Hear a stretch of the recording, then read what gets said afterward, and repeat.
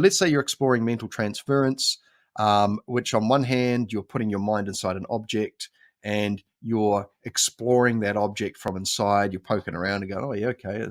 And your mind is learning to conform to different shapes. Like, you put your mind inside a glass of water and then your mind becomes the glass of water. Now, we're not doing anything to the water. We're just popping in for a visit. Hello there. How are you? Well, I'm good, thanks. I would not shake it too much. There's electronic equipment here. But tastes pretty good. But your mind's going to learn how to form that shape by moving around inside it and tracing a pattern inside it. Your mind's going to sort of like move around and you're going to go up and down. Okay, here's the top, here's the bottom, here's the left, here's the right. I see it's a circular shape. And your mind will start to learn to become that shape. And so that exercises mental flexibility, but we can also, as part of that exercise, we're also learning to see what data we collect while we're inside that object. We're picking up on impressions, we're picking up on textures, we're picking up on these the sensory data that our spirit, our transferable spirit, the spirit we can externalize, our mental body, if you will, we can send it to this thing, put it inside. There's the stuff. And if I put my mind in that other object, it's like, oh, wow, there's something different in there. That's why it's good to maybe have a couple of things, like a couple of big trees, so you can, first of all, one step of the ladder at a time. You want to pick up on there's a thing there, and then you use contrast. So another way to do this is to get things like crystals. And, it obviously an initiation to Hermetics, Mr. Bardon quite rightly suggests that you start with, simple shapes that, are not, symmetry is easy to work with, like spheres. And, here's a green calcite cube. Yeah, and it's got a little bit of an imperfection in there, if you will, but it's a perfect whatever it is. So I'm going to put my mind in there and go, what do I pick up on? Well, it's definitely very green and it's quite dense. I get a feeling of like a denseness. Okay, remember, this is about initial experience. This is not about, if we want to go a bit further, moving through the three transformations and exploring the different layers within it. We're not doing depth point here. We're not going to the stillness underlying it.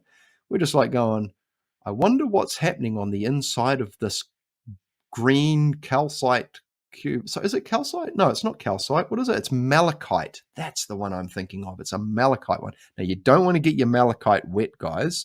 I got my malachite wet. It formed a crust. Not pretty. It's kind of gross now. And apparently it's actually toxic to humans. All right? Just want to say. But this here has an energy signature of its own. And so you could have two cubes of different crystals, and your mind becomes accustomed to forming the shape of the cube. But like the two different species of trees that put this thing out, now you're exploring the internal qualities or the qualities. I won't say internal because it is what it is. This, it's like if you had another cube of I think like this one here, it's a hematite, I think, ring. It's like a silver dark thing. I think it might be magnetic. Probably shouldn't have it too close to my computer.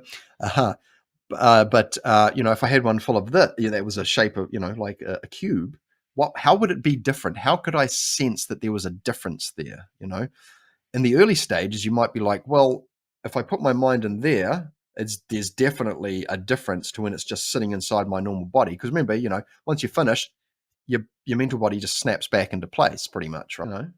But what's important is that there's a difference initially.